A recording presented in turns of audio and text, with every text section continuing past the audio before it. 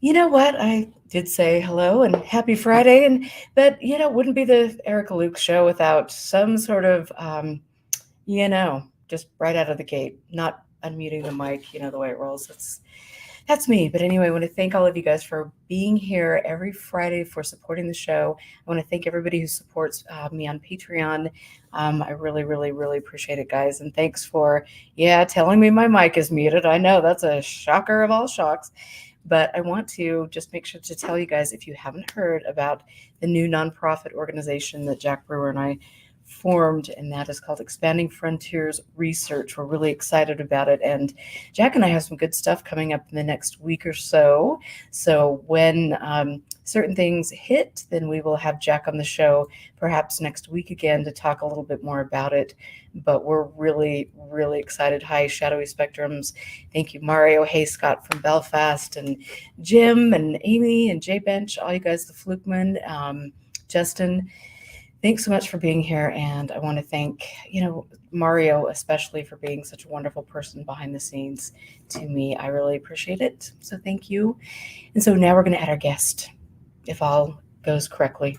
Dun, dun, dun, dun. Jeremy Vaeni. How was that for the scariest introduction you've ever had? I wanted to be like tinkering like an old man, like, what's going on, when I first came on the camera, but I thought that'd be a little too scary. Well, I mean, why? Really, seriously, it's Halloween month, so we're totally good. I'm still debating whether I'm going to have a party, but that's okay. I need to. It would be fun. What do you usually do for Halloween? I live in the middle of nowhere, so I pray nobody comes around. All right. Party for two. That's good. And the ducks. Yes.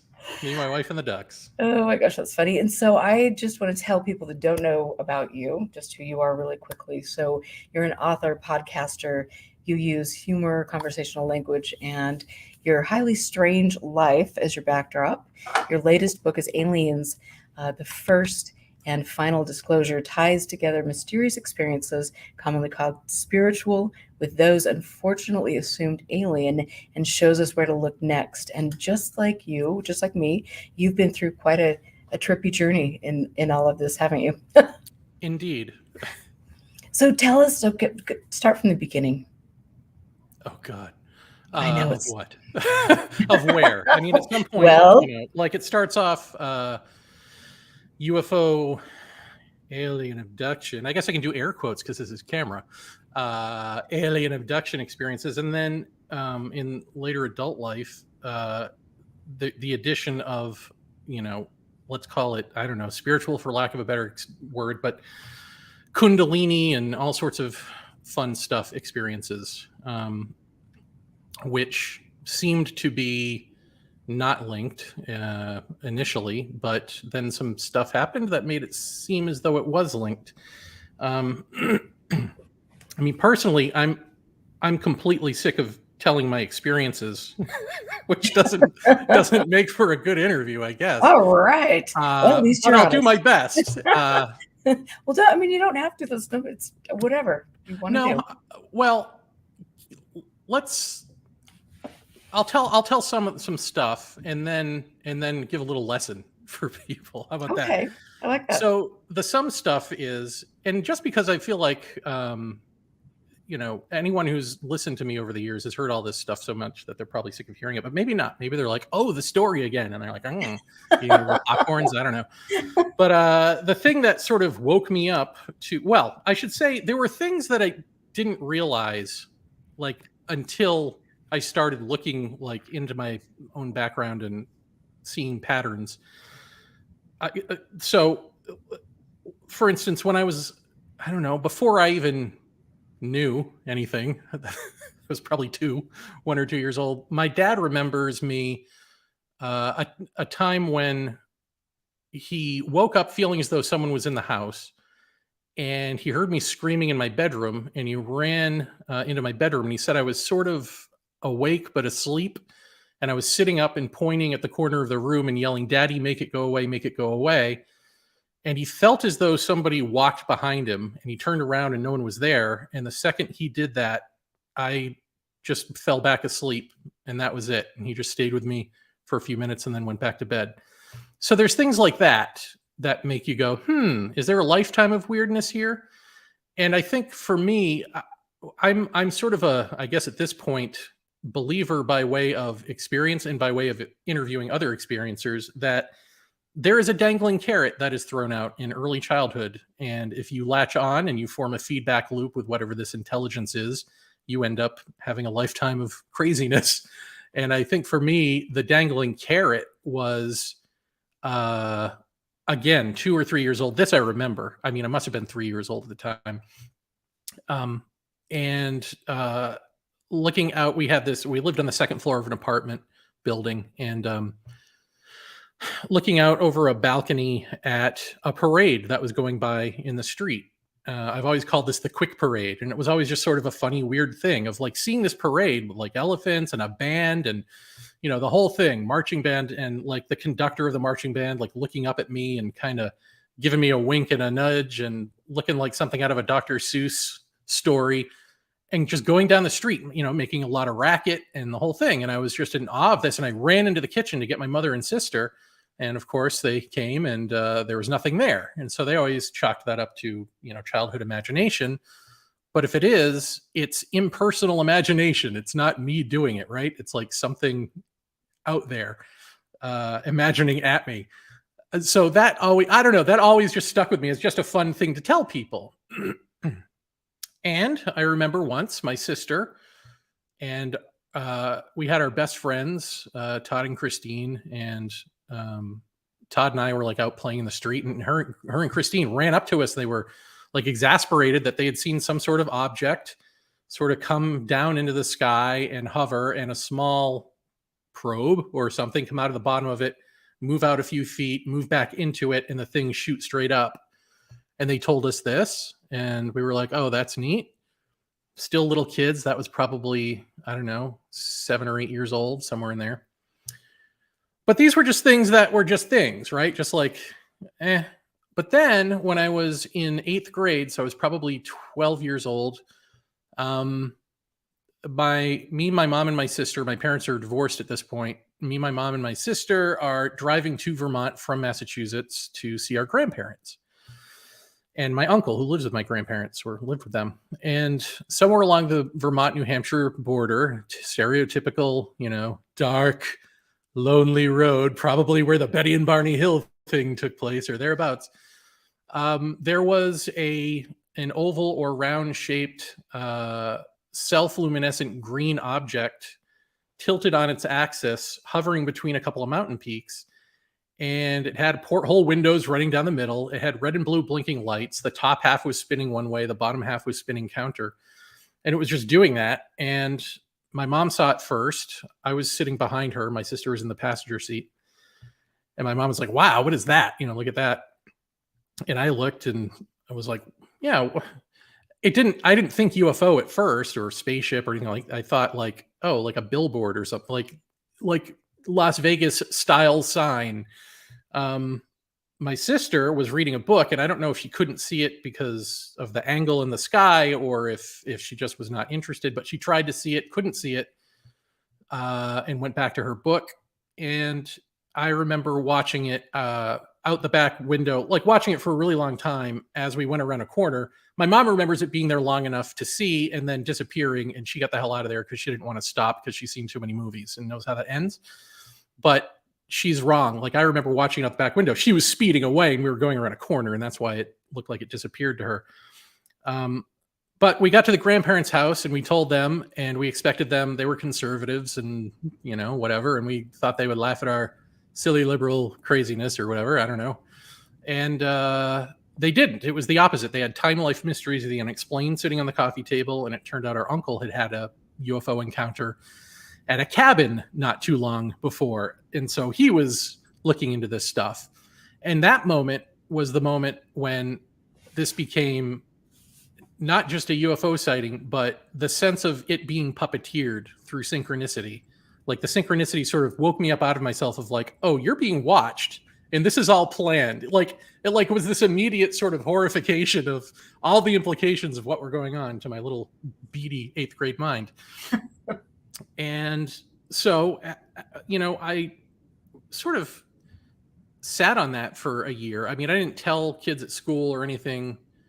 Unsolved Mysteries was just becoming super popular. And I remember they did the Gulf Breeze sighting episode, with the Ed Walters stuff, which looks horribly fake, but this looked horribly fake. In fact, I thought it looked like a giant toy. It looked like completely fake, but it looked similar, not exactly the same as that, but similar enough in its fakeness and the porthole windows and the green.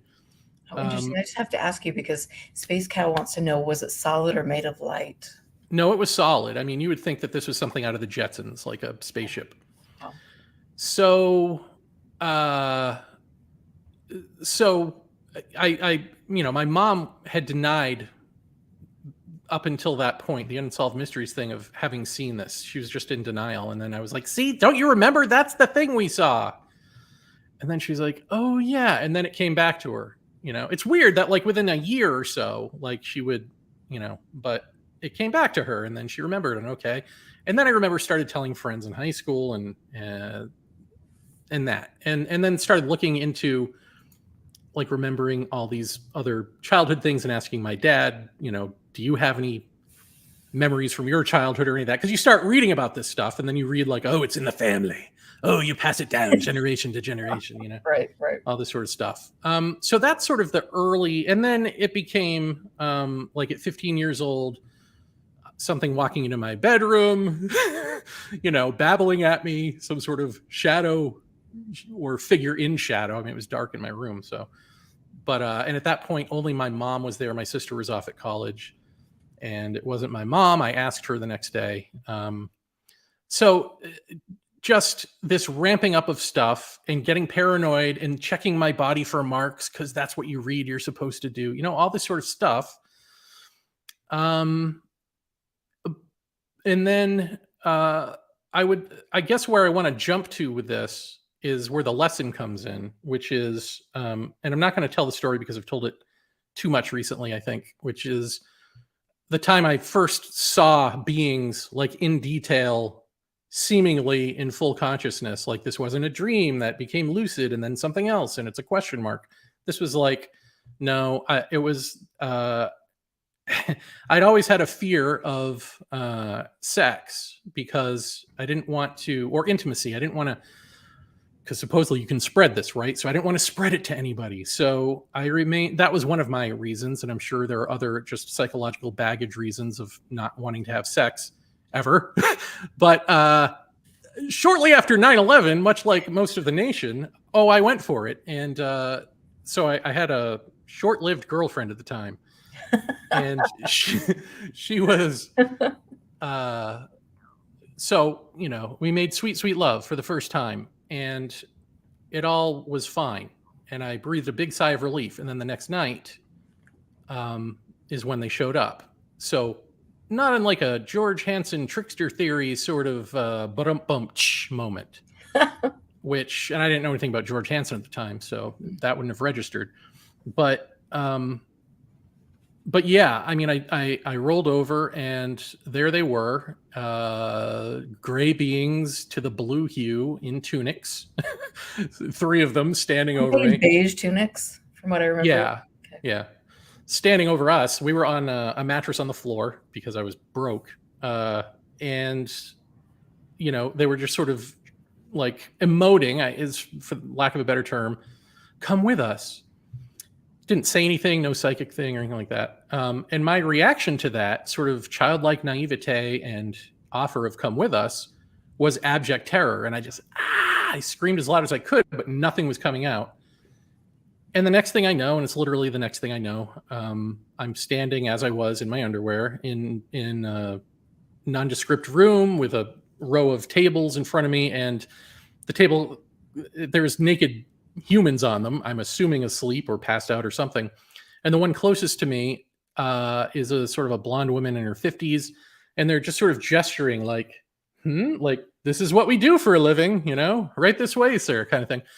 And I'm not in terror, so I must be sedated in some way. And I'm thinking to myself, why am I seeing this? Like, why am I here? This is ridiculous, kind of thing. And a female voice that I remembered from other abduction type scenarios answers in my head, because you've always wanted to remember an abduction. And then we had a long conversation, and I don't remember any of that conversation. When I woke up the next morning, I mean, that's all I remember. When I woke up, I remembered the conversation, but I didn't want it to be real because it was so horrifying. Even though at this point I'd written a book about this stuff, I was writing for UFO magazine, I think, at this point. And even so, even being that guy who's like talking about this publicly, when it happens, it's great to talk about it and think about it and be logical after the fact. But in the moment, it's horrifying. So I let it go. I didn't remember it. And about a year later, I had another experience that tied into Kundalini energy that also called back to this experience that was small, but nevertheless called back to this experience and made me realize, okay, I can't ignore this anymore. It happened, and I've got to do whatever I've got to do with this, right? So that's the rough outline of it. And what I want to do here as like just sort of a lesson for experiencers or something is just say, like, this is another reason to not use hypnosis. I know you've talked about hypnosis, you've talked about Emma Woods, and we all get the sort of rational scientific reasons that have been proven not to use hypnosis. But there's another reason altogether, which is that that there's not aliens from another planet who came here, waited for me to have sex for the first time because they knew I expected them, waited for the next day, and then we're like, boogada boogada boo, gotcha. Like, there's no amount of alien tax dollars that is going to go into that project, right? Like, so there's something else going on here. And whatever it is, I do believe it's another intelligence. I don't think it's psychological, but I do think it is personal and tied to us, which murks up the situation.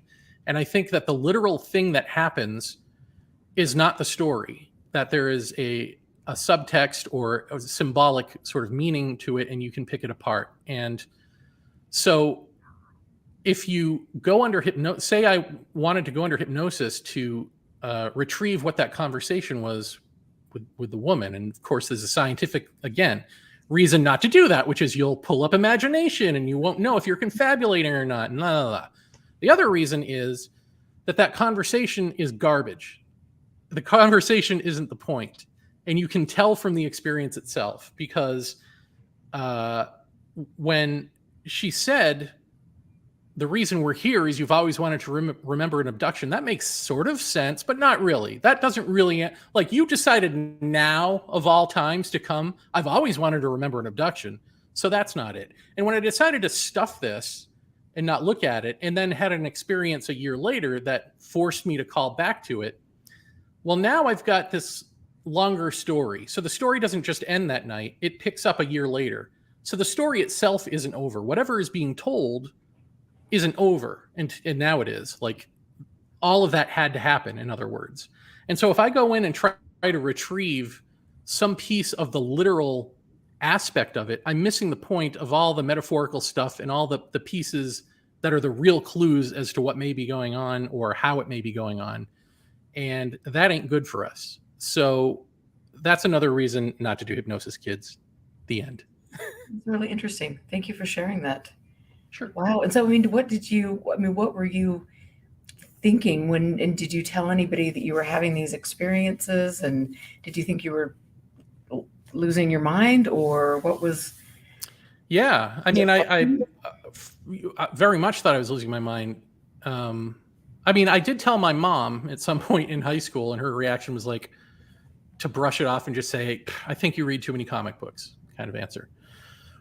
That's of no help. My dad was, I believe you believe it. And so I want to do whatever you need to integrate this into your life and realize it's just psychological kind of thing. Wow. And to that end, I mean, he actually, so in college, my sophomore year of college, or junior, somewhere in there, junior year. I guess it's junior year, maybe it's sophomore. I don't know, but it doesn't matter. College. I was having a really big problem with this and personal stuff. Like, I think at that point, my dad had sort of fallen down drunk in front of me and revealed himself as a functioning alcoholic, which I didn't know about. And that was a big deal. So I had problems, but this was one of the problems. And so I went to the school counselor and told her about all of this stuff. And she basically said, well, you seem to have a handle on it, and you seem, like, I don't know what, she was basically saying, I don't know what to do with this because you seem to be okay with it, like have a handle on it. And it sounds sane to me. So I'm going to pass you off to, she recommended I go see the head of the mental hospital I was going to school in Hartford, Connecticut. So I don't remember if it was in Hartford or another town over, but I went and saw that guy. And he seemed more interested in my sex life. Like, he was all about my non-existent sex life. Like the one time I took a shower with the girl of my dreams back in high school. How did you feel about that? That sort of thing. And it was like, so I told him about the alien stuff, and he's like, yeah, okay, let's get back to the shower. And I was like, well, wait a minute. What about all that I just told you? And he said, oh, well, that's just dreams, hallucinations, and misinterpretations. So anyway, and then went on. And I got to say that on the one hand, a lot of the issues that he saw in me, I feel like he nailed a lot of that stuff, which makes me want to say, oh, okay, maybe it's dreams, hallucinations, misinterpretations, except he really didn't pay attention to it enough to actually pass it off that way. So I don't feel like that's correct. And then I think, like, obviously the rest of my life doesn't speak to that. So yeah, at that point, this stuff was difficult, and it's always difficult to a certain extent. But I think realizing, like, for instance, with that experience that I just described, the big sort of experience, seeing the disconnect between the fear and what they're actually doing and emoting is a huge clue. So I'm terrorized and they're not terrorizing me. But the fact that they exist is terrorism to me. So logically, I know they're not doing anything awful. They return me or whatever, or I wake up out of it, or whatever. Who knows if you're physically being brought anywhere? But the terror is real at the same time. So I guess I'm okay with it. In other words, like, I see the terror and I understand it, and I can sort of just understand it's almost an allergic reaction to this. But more than that, I think, like, the thing that is the sort of backbone of my new book was, or the reason that I wrote it, was watching a clip of Oprah where John Mack is on Oprah with a couple of people, young people who I think they were brother and sister, and had these experiences, allegedly. I remember that. Yep. And Oprah says, oh, I'd love to be abducted by aliens. That'd be neat, or whatever. And the guy just looks at her like, and he says, no, you wouldn't. It's terrifying. It's horrifying. And she says, well, you keep saying that, but what's so horrifying about it? And he says, it makes you question what your life is about. And I just, like, hearing that at this advanced stage of my thinking on this, I thought, wow, that is simple. It sounds like it shouldn't relate. And yet I think that is the heart of the matter. The heart of the matter is, when in the presence of the enigmatic other, you can imagine how you would be. And in your imagination, you're the hero and you don't have fear and you blah. But the self as a construct is a construct of fear or of seeking, really, to block out fear of annihilation or fear of death. That's what you are. And when something that is unanswered and perhaps unanswerable taps you on the shoulder, that's a reminder that you, as that controlling, formed sense of self, are a lie. And it's ontological shock, it's existential crisis, all in one moment. And I honestly think that is what the terror is the terror of being annihilated in that moment by beings who, just by staring at you, know you better than you know yourself. And how many times have we heard that before? Mm-hmm. So I think that kid was dead on, you know. Unfortunately, he probably retrieved a bunch of stuff under hypnosis that wasn't real, but I think he's probably really an experiencer, and knows why he's afraid. And I think that just probably flew over everyone's head in the 90s when he first said it. And so, I mean, what do you think, because obviously there was a big abduction craze during that time period. I mean, how much of that do you think could be explained by what we were seeing in film and TV? The abduction craze itself? Well, I mean, people that are claiming to have abduction experiences, could that have, been helped along by some of what we were exposed to? I think quite a bit. I think it's probably breaks it down along the lines of UFO reports, where it's like 1 or 2% are pretty good, but the rest. But with abductions, it gets even more mucked up because people want to. Well, let's say there are more ways, I think, to delude yourself with abductions. And I mean, I've known people who are delusional in this. So yes, I mean, the answer is there's a lot. There's probably quite a bit.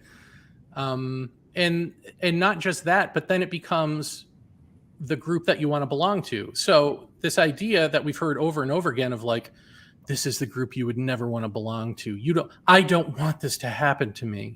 That sort of thing. That may have been true at some point. That's not true now. This is like the subculture cool kids club, or at least it was at one point. And people want to be special. People want to feel special. They want to feel like they're the center of a hero's journey or whatever, some sort of journey. And this is it for them. I mean, I get that, like I totally see that. And I've actually said about my own experiences that it is possible up to a point. I mean, I no longer believe this because just too much has happened. But at some point, I thought it was possible that I had the 8th grade UFO sighting. That was real, whatever real is. I ultimately don't know what that is, but it was extravagant and not easily explainable. And so if I was delusional and created a bunch of patterns out of nothing, it's because that was real. Like that is my anchor. So I even for me, I was open to the idea that, these abductions were delusional, wish fulfillment, searching, that sort of thing, because I'd never like seen them up close and personal until 2001, October 2001. But then that was sort of the deal breaker for any psychological explanation for me. Oh, thank you. Thank you for answering that. And I want to just go back and really quickly just say thank you, Cully, for your super sticker, and Lisa as well. Thank you guys very much for that. And I know that there was a question up here. I want to just go back really quickly so I'm not being a bad host, which, sometimes I'm not trying to be a bad host. But anyway, there was a question from Mary Grace Kirby. Do you think there are certain people that can see things and some that just can't, like the girl who couldn't see anything? I don't know who the girl who couldn't see anything is, but I do. I mean, I think that in general, I think it, tangential to this, there is probably a large invisible ecology around us that some people tap into and some people can't. I think the thing that, this is where it gets another lesson time for us all, I think, is to realize that part of the problem there is that our westernized separative mind ain't geared toward the inclusivity of an invisible ecology. And so, we sort of see psychics or people like that who have some sort of ability maybe to see these things and maybe hold them in reverence, or we're skeptical of them, or however that goes. But we do that because they're sort of an oddity, and they're an oddity because, again, that's not what this westernized, separative, divorced from nature mind is. So something about them may be able to see beyond that. Well, there are nature cultures who don't come from brain, but come from heart and or other body parts, as I've been told. But, let's just stick with heart because it smacks of interconnectivity. They understand the interconnection of things and to the extent that they don't even have a word for thing. So, these are different qualities of mind living on the same planet. And I suspect that more of those cultures have it built into their culture. They already have explored all of this stuff and they know about all of this stuff. It's just that we've been ignoring them because, why do debunkers debunk? It's like you want to be the smartest person in the room. You want control. You want to be the center and you want to discover things incrementally and then name them after you, right? Like that's kind of what we do. So it doesn't help to have like a culture of people that we used to call savages so that we could feel okay with ourselves stealing their resources and turning around and being like, oh, they had it right this whole time. Like that's a tough pill to swallow for a culture that is built on denial as ours. And so, but I think if you really look at it, there's a large ecology and it's just our own separative divorced mind that is creating this block and making a sort of baby step toward, well, is there or isn't there? And then finally seeing, oh yeah, there is. But even on that note, let me just ask you, Erica, I had said this on another show and I just wonder if you've thought about this or if it'll just be immediately like, yeah, that's weird. The fact that that science is kind of the thing of the day, right? Like the religion of the day. And in physics, they come up with all sorts of crazy theories, right? Like all sorts of interdimensionality and, one was even like maybe aliens have already sort of integrated themselves into the fabric of the universe and are silently controlling as ones and zeros or whatever that would be. I don't know, but all kinds of crazy stuff. And including spooky action at a distance. I mean, stuff that's been around since Einstein. And yet, in the conventional world, we still treat time as though it's linear. We still behave as though we're in a mechanical universe. Like, even the priests of our day haven't been able to trickle out in a functioning way to society the notion that, like, oh yeah, all that stuff that society has, like, said and built itself on is wrong. Doesn't really work that way fundamentally. Like, how different would everything be if we actually put into practice what we already know to be true through physics or already suspect to be true through theoretical physics? Wow. Okay, that was deep. You're welcome, everyone. Good night. No, that is. Yes, I need to sit back and pause and meditate on that. It's very interesting, and I want to go back because we've got a few questions in here. I'm not asking you, and I'm being very bad. I want to, for me personally, go back to what your Kundalini awakening, your Kundalini experience was, and if you could explain to people that don't understand what Kundalini is, could you do that as well? Because I have also had an interesting Kundalini experience, and so I think that'd be fun to talk about if you don't mind. Sure. Can I tell you what it is? It's death energy. We'll get into that. So for me, I was reading, a friend of mine was like, oh, you're into aliens? You'll love this guy, Ken Wilber. And I started reading a bunch of Ken Wilber books and he talks about, integral theory, blah, blah, blah. But he seemed like a pretty smart cat. Like, he's called the Einstein of our generation, or the last boomer generation. And so I remember reading in something of his that he said he cut his teeth on Jiddu Krishnamurti. And I thought, okay, well, who's this Jiddu Krishnamurti? And then found a bunch of books I used to live in New York, so there were book stands for super cheap books of all these Jiddu Krishnamurti books. So I bought some and I started reading them and they made no sense to me. In fact, they angered me because they seemed stupid. And I'm like, why do geniuses believe this? So, but of course, I'm a narcissist and sometimes my narcissism humbles me. So I was like, well, wait a minute. If these guys are geniuses, then maybe I'm just not getting it. I want to be a genius too. So I'm going to keep reading this until I get it. Maybe it's me. And sure enough, it was me. And the reason that it was angering is that he's saying things that are antithetical to how we are, how we've set up the world, how we believe ourselves to be, and everything that we tell ourselves about, like how we're evolving and learning and all this stuff.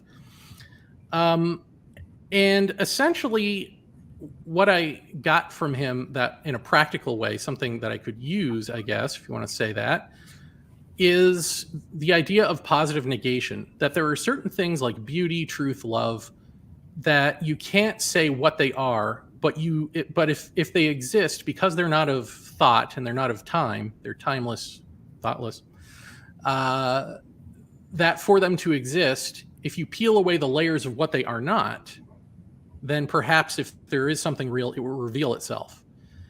I started using that on my own psychological baggage. I started like peeling away layers of myself by just taking any small example of like, okay, why do you do this? Well, I do this because I was bullied and felt shame. Well, why did I allow myself to be bullied, and why did I feel shame about it? Well, because it always goes back to the parents, right?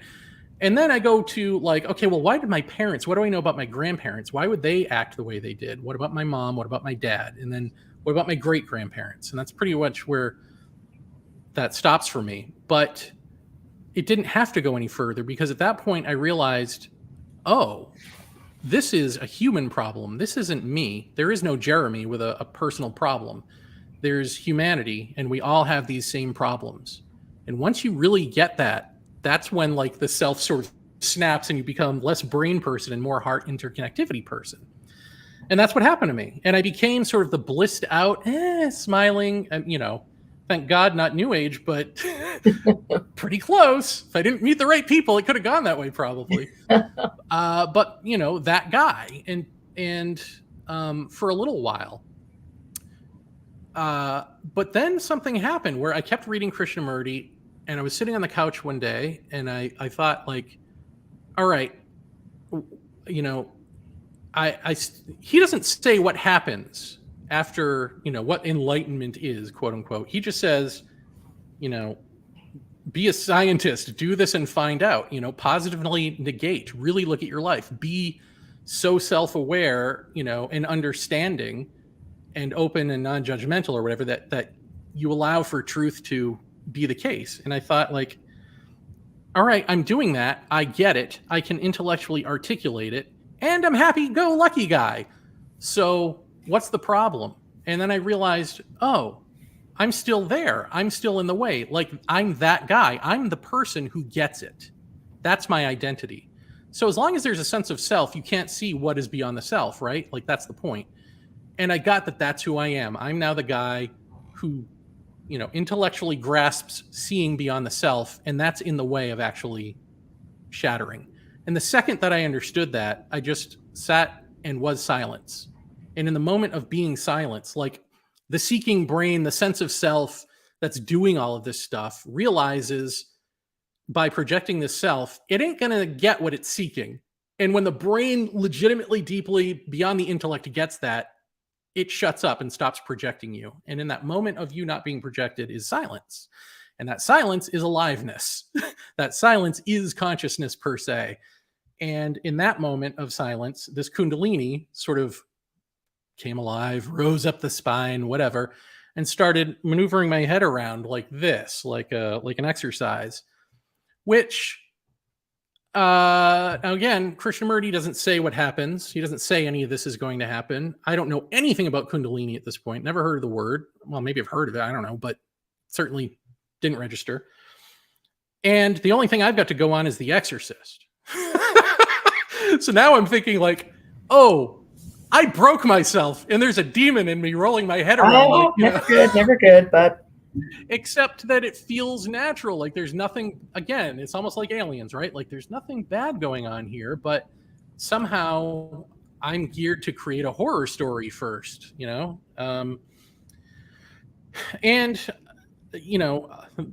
that seems like the long story, but that's actually the short story. So the long story short is, through the years, I allowed that to, essentially what happens is I can just go silent for a split second, and this energy will come out and do its thing. And it's not as though I go anywhere in a trance and I'm off somewhere and what did I do?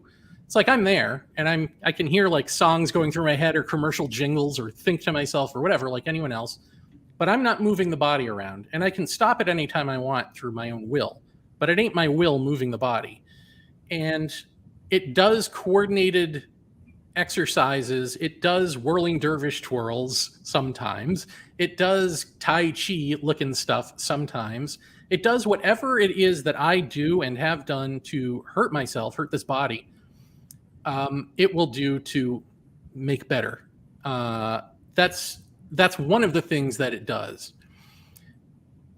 Aside from that, and especially early on, there were psychic awakenings and things that I had no belief in that I used to make fun of, chakras, chakra awakenings. But what else can I think that they are? Because it literally moves my hands around in these postures around what would be chakras, and then stuff happens. So it does all of these. I had like a period of time where there were like clear audio happenings, and then sort of remote viewing visual sort of happenings with no audio and no ability to move my perspective around, but just seeing things, visionary things.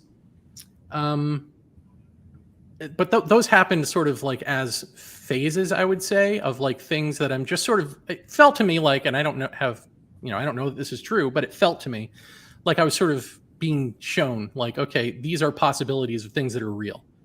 And if I were to concentrate on any one of them, I could become a psychic. I could become a guru and a master and all this stuff, but just keep going. Like I really wanted to see where this was going.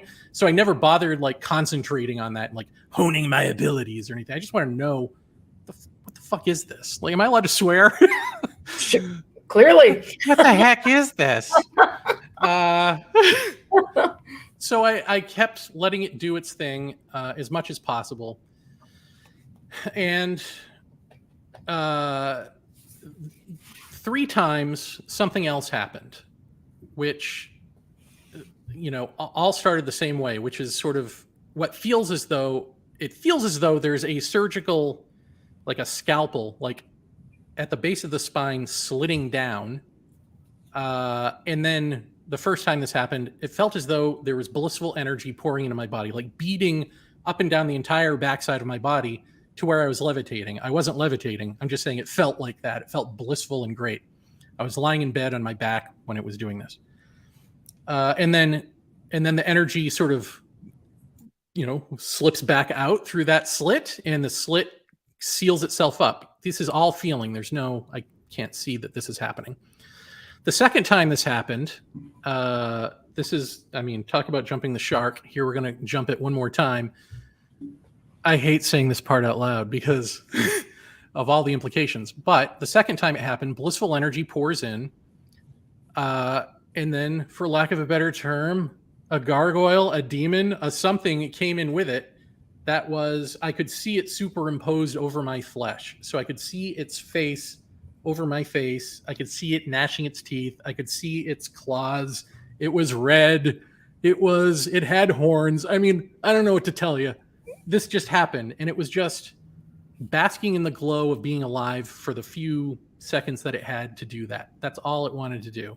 It felt immensely ancient. It felt not bright. It felt like it was not like wise in any way.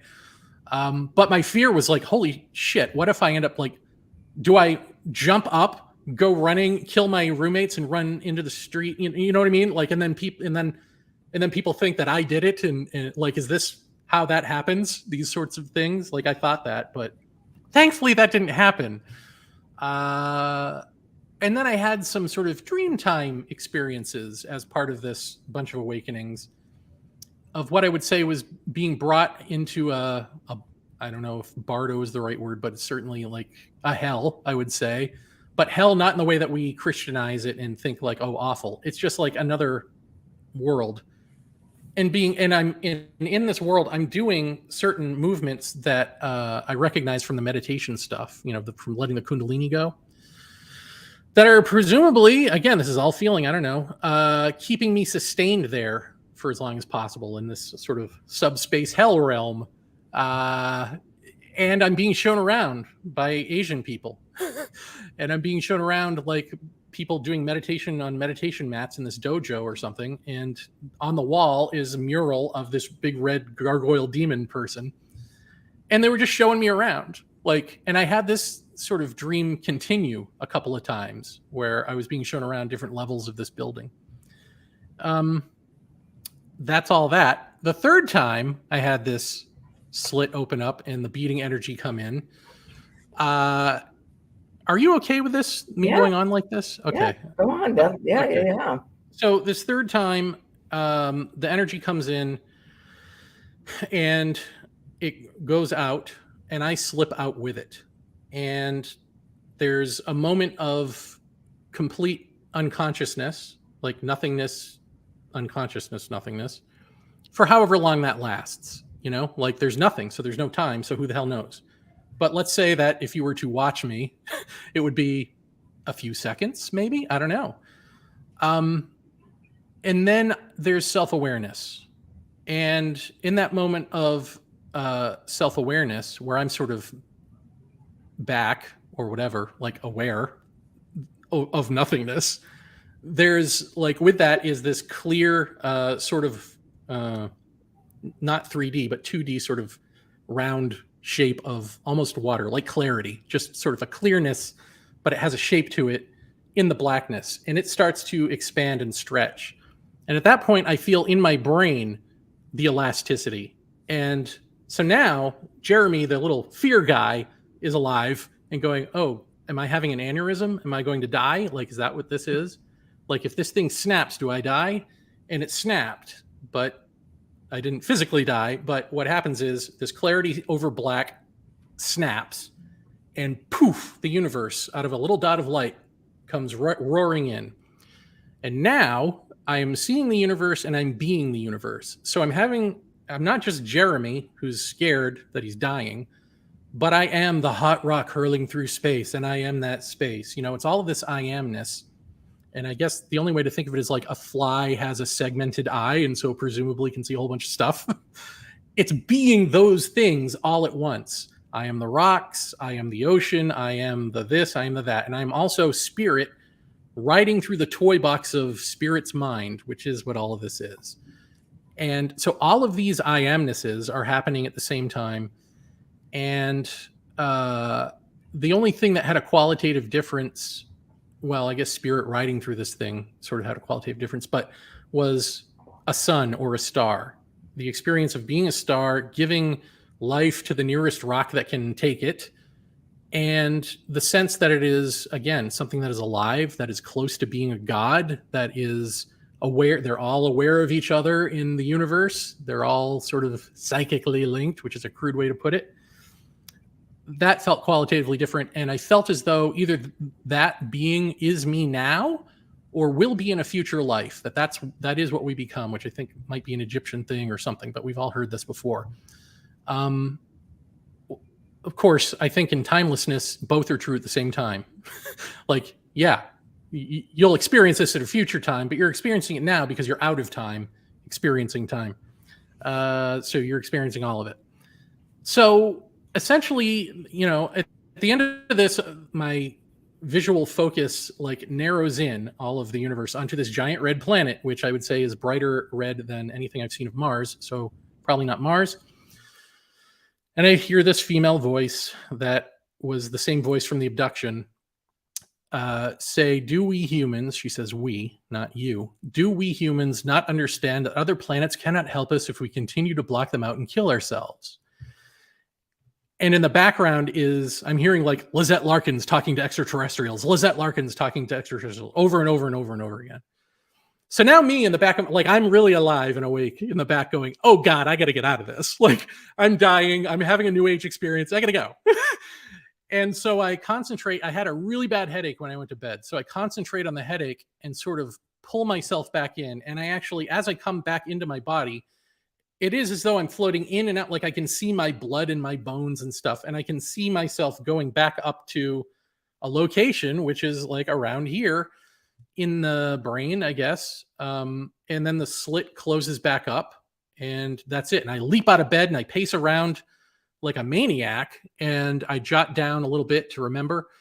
And then I think like, who do I tell this to? I gotta do something with this. And so I called my dad because he was a minister. And so I thought he would probably want to know that something of what he preached was correct. he wasn't a minister who like really believed in Jesus. He was more the minister who would like tell rich people they're not doing enough for homeless people on Christmas when they want to hear about Jesus, you know? But lo and behold, there's something going on here that's more real than that. And there was also an implicit knowing, if you want to call it that, that there was a choice that I could either be that guy, whatever that looks like. You know, do you grow your crazy beard and your long nails and go sit in a cave somewhere? You could be that guy, or you can be Jer. And I chose to be Jer and write about it, thinking like, well, you can't just selfishly sit with this. So maybe it's a false choice, but it feels like there's a choice.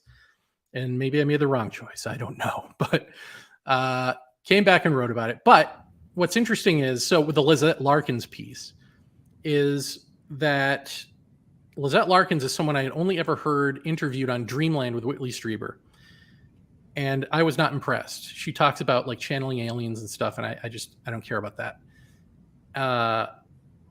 But this said a book that wasn't out yet and that I knew nothing about. When she was on Whitley's program, it was for another book. So I thought, that's interesting. Well, a few weeks later, the Learning Annex in New York called me and said, "Hey, we heard that that you talk about, you know, alien stuff, and would you be willing to teach this class?" And I'm like, "Who told you that?" And they didn't know. They had just heard, you know, it's just like, "We heard that you are a public speaker," which was not true. But I was like, "Yeah, I could do that. Sure."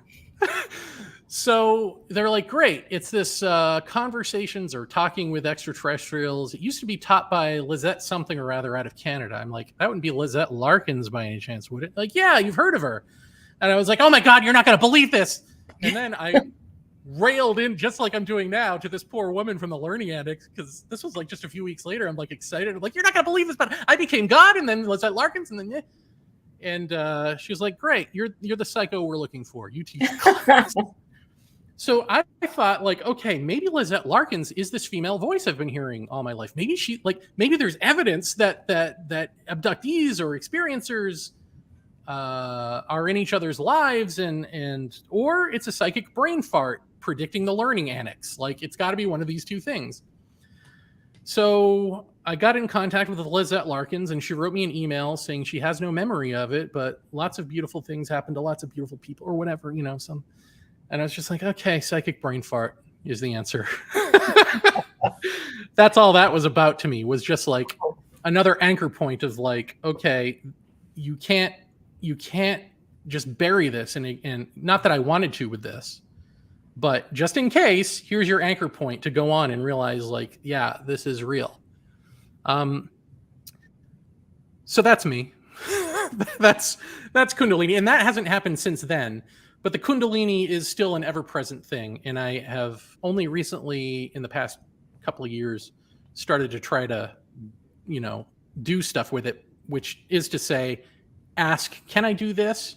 and then see if it does it. Like, again, there's no me doing it, but just, is it possible to, for instance, heal people or make rain? And it turns out, yeah, it's possible. And when the Kundalini stuff first started happening, I was all about, like, let's prove it. You know, like, I think I contacted, I think NYU, like, it's just like looking around for like projects. Like, somebody has to know that, like, there's this whole other aspect to a human being that people in India used to talk about, and then it went away. And of course, now we see it on YouTube all the time. People having these experiences, allegedly, of stuff that they say is Kundalini. I would challenge it, probably, because I've only seen two videos maybe, where I'm like, yeah, that's it. And then the rest is like, just like we were talking about with abductees. It's like, no, sorry. Yeah, I know they call it serpent energy, but writhing on the floor like a snake is a little bit too on the nose. So that's that. And so you're asking, like, what do I think the energy is? I said I think it's death energy, and I'm not into proving it, by the way, anymore. I just don't care. Like, it's like, we're beyond that. Like, everybody fucking figure this out. This is your lives. And we need to be our whole selves before we ever ask about, what is this enigmatic other? What are aliens? Who are they? Who are you? Figure that fucking out, because there's so much more to us that you are too set to fake being to not actually be it. And you got to get over that. enough about that. I would just say that it is death energy, and that means, I think that I'll throw you a theory, and it's something that I talked about a little bit in the book, which is that on the map, as far as time exists and there's a sense of history, somebody first did a yoga pose, whatever that, dog down, whatever it's called, sun dog down. I don't know what it's called, but let's call it that. Downward facing dog. Thank you. Downward facing dog. Let's say somebody first did that way back when, because, and however they did it, however they expressed it, was the universe expressing through them. I mean, it's a healthy pose, right? That does things. And how would you know to do that? I suspect people in the day had similar experience to what I'm talking about, had this energy move them around, and these poses came out. And I think that, when I'm doing these coordinated movements, or this Kundalini is doing these coordinated movements, that it's not just the energy, but perhaps the personality is sort of the point on the map of whoever did it first, is the first to express them in time, also comes through. Because there is a sense of someone else there, but it doesn't make any sense that anyone would be there. Because what do they do? Again, it's like aliens. It's like, what are you waiting for me to just trigger this so you can maneuver the body around? And then what? Just sitting around reading a book? Like where you are? Like, that doesn't make sense. What I'm saying may not make sense, but I'm just throwing out there again as a theory of, like, there is an energy. It is life energy. It maneuvers you in the healthy ways that you are ignorant of, or at least I am. And oh, by the way, there's the flavor, the perceptible flavor of a personality there as well. And I think that is a residual of whoever first expressed this stuff, if that makes sense. Mm-hmm. Yeah, it's very interesting. And so I want to ask you, the Flukeman brought this up a little bit ago. Do you think it's easier to shatter the self if you're a narcissist, as you claim? I'm joking about being a narcissist. Hopefully. One hopes. By the way, Jack Brewer, I hope you're listening, and don't dissolve our friendship. Imagine Jack going, no, why have I, this guy, not this guy. Rationality at all costs. No, I don't think, I joke around and all of that, but I hope I'm not a narcissist. No, I think not having any image at all. In fact, it's arguable that when I talk about this stuff and when I write about it, I'm doing people a disservice, because Krishnamurti is right to not tell you anything that happens afterward, because then you set that up as either the thing you want or the thing you are repulsed by. I mean, you listening to me right now, just think about this. You're either attracted to this and you're like, ooh, tell me more. And then it becomes, I want that for myself. And then it becomes, I'm a master of that because I took a weekend retreat at some, Yahoo man bun course. But I don't know how that goes. Like, we used to care. We used to care about, like, being in the audience, and we no longer do. Now we want to be the person on the stage, right? But or you're repulsed and you're like, oh, this guy's a liar. I don't buy any of this. Or he's delusional, or whatever it is. So that can get in the way of your own sleuthing, seeking mind. Except I do feel like we're at a point now in our culture where, again, people don't sit around like they did back even in the 80s. Like, sit around and genuinely in their seeking self could hear, the seeker must cease. The brain must stop you for anything that's not you, anything that's not thought to be apparent. Nobody can hear that. Like, they couldn't hear that before, which is why Krishnamurti lamented on his deathbed that nobody got what he was saying in the way that they needed to. But I don't even think we're geared to sit around and listen to people like that anymore, because we've been so inundated from all over the world with all sorts of stuff that claims to be an answer, an enlightenment, a truth, a system, or whatever, that, again, I think, like, we so want to be that so many of us already say we are that. Or, again, you take a retreat and then you get, like, a little certificate telling you you've mastered this. Mm-hmm. And you know that you're ridiculous. Like, in the back of your mind, you know that this is ridiculous, and stop burying that and just be that. Like, just be whoever you are, and understand yourself so deeply that the self dissolves. Not you dissolve yourself, but the self dissolves. I mean, that's it. And no, it would be really hard to be a narcissist, because narcissists are all about selfishness, right? You've got to be innocent and you've got to be clear, and that's it. That's, you've got to not be you anymore. It's simple. Okay, thank you. No, you're right. And I mean, there was a time when because I have a Pilates studio and I have a pretty intensive yoga background as well, and was doing and teaching a lot of meditation. And thank you, Kali, for donating and listening tonight. That's awesome. But I just, so it is interesting to get into that space where you're meditating and you're calming yourself, or you are doing Kundalini. And if you're practicing Kundalini, it's pretty intense exercise, to do a specific pose over and over and over again for 15 minutes at a time. And then you hear all these stories about Kundalini rising, and how if you're not in control of your energy rising, then it can literally short circuit your brain and you can have a mental break. And I believe that Carl Jung spoke about that in his one of his autobiographies, and I can never remember the name, but he was, I think, messing around with Kundalini and had a little Kundalini awakening that maybe pushed him over the edge. From what I remember, this is many, many years ago that I read that book, but it's fascinating stuff. Well, it's interesting. I mean, I hadn't heard that about Carl Jung, but I mean, I've gotten mostly through his Red Book, which is, his shining a light on the unconscious and archetypes and having conversations with them, essentially. And for a guy like that, I imagine it would be horrifying, because that is a building up the self and bringing the self on inward journeys. And what this is the shattering of the self. So I imagine that would be terrifying. But I would just say that, I've heard this stuff too, and I don't see it. I see that it makes you healthy. And if you struggle against it, I mean, just like a drug trip, I suppose, right? Like if you're on a drug trip and you struggle against it, it's horrifying. Just like this. I don't know how horrifying it is, but it's certainly a struggle. But if you just let it go and don't get in the way, that's it. And as far as I don't know what Kundalini, I've never done Kundalini meditation or exercises or any of that. And when I talk about meditating, all I'm talking about is shutting up. And then this energy does its thing. And so when it does its thing, all of these poses and the repetition and the exercises are actually not hard. And I'm a fat guy, but they're not hard because it's like someone is moving the body around. It's almost, it's like if you were floating in water, right? And it feels like that, like someone is holding your arms up and doing this.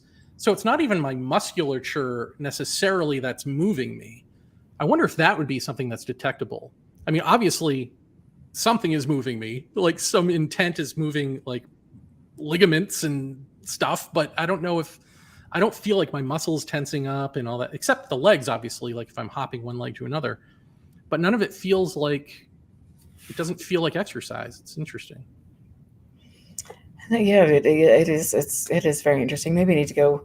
I've got a ton of books on that. I should go back and read them if I can get over my UFO book piles. Can I throw out a disclaimer here in some way, which is, like, I know that everything I've said sounds like, can sound like, depending on who you are, New Age woo-woo stuff.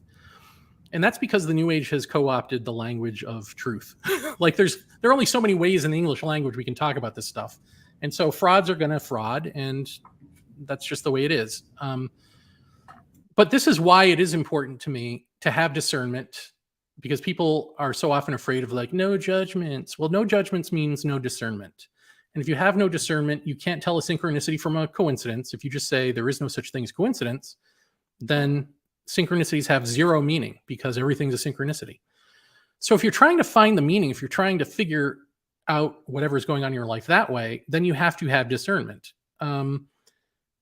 And so I can't just be accepting of even all other abductees or hypnotically retrieved whatever. I mean, if it is, science has its place, and if it has proven or pretty close to proven that hypnosis, for instance, is bad for memory retrieval, but good for behavior modification, I have no choice but to go with that, right? Like, that's just, you have to, or else everything is everything and nothing has meaning anymore. So don't, uh, take this to mean that I'm secretly new age woo woo, or that overtly new age woo woo people are telling you the truth. Like, however you think about this stuff, just stop thinking about it. You're welcome. All right. Okay. So Drew has a question for you, Drew Williamson. Nice to see you tonight. And Leah, you did a great job on the show. That was really awesome to hear and see you. So, if you experienced the implant procedure, why would you think that this is no longer part of the abduction phenomenon? Have I experienced it? Have you experienced the implant procedure? Why does he think that this is no longer part of? Is it no longer a part? I guess I don't know that part. Well, I'll say I have not, to my knowledge, I haven't experienced it. I had an experience that alluded to it, but again, that's not what it is. And that experience was, again, I just had gone to bed. This was in New York. At this point, I had a loft bed, and my head had hit the pillow, and I felt in my upper nasal cavity this like cracking feeling and sound, and then an explosion. And I've since learned about like exploding head syndrome and that sort of thing, which to me is like, okay, that's just putting a word to it, but that doesn't explain anything. So I heard and felt this, and it felt like, yeah, like my head exploded, like it reverberated in my skull. And then there was a vision. And I think with my eyes closed, there was vision. And the vision was like a bad sort of Atari graphic, like a green grid version of the Earth rotating as the Earth is wont to do. And so it's just these green grid lines composing the Earth, but there is white at the top, presumably snow or ice. And when it gets to the United States, that white comes right over the East Coast.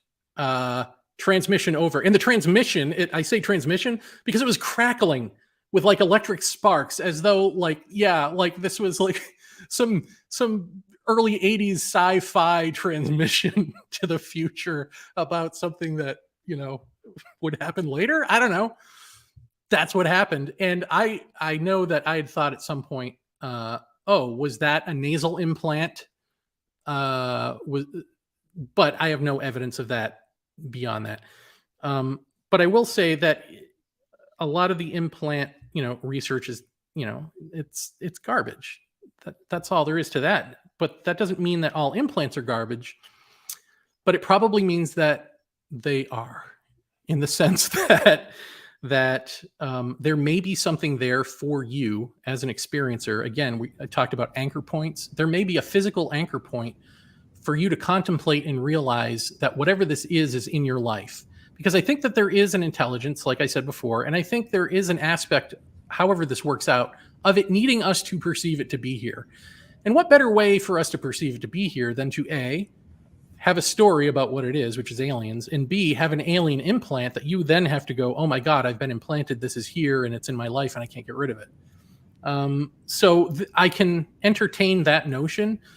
It's hard beyond that, because again, the research is such that like they keep pulling out like metal pieces or, glass pieces, just things that are explainable. And the idea that you can have something in your body and not remember how it got there, oh, impossible. Not impossible. I mean, your childhood is full of stuff you don't remember. And when, membranes grow around the object to try to remove it, and then when they can't remove it, go, okay. Then you've got like tendrils of stuff hanging off of it and making it look even more spectacular. And it's just the body with something in it. So maybe, I mean, if it's true, I don't know. I hadn't heard this. So you know better than I do that implants aren't part of abductions anymore. That would be fascinating to me, because that to me is the story of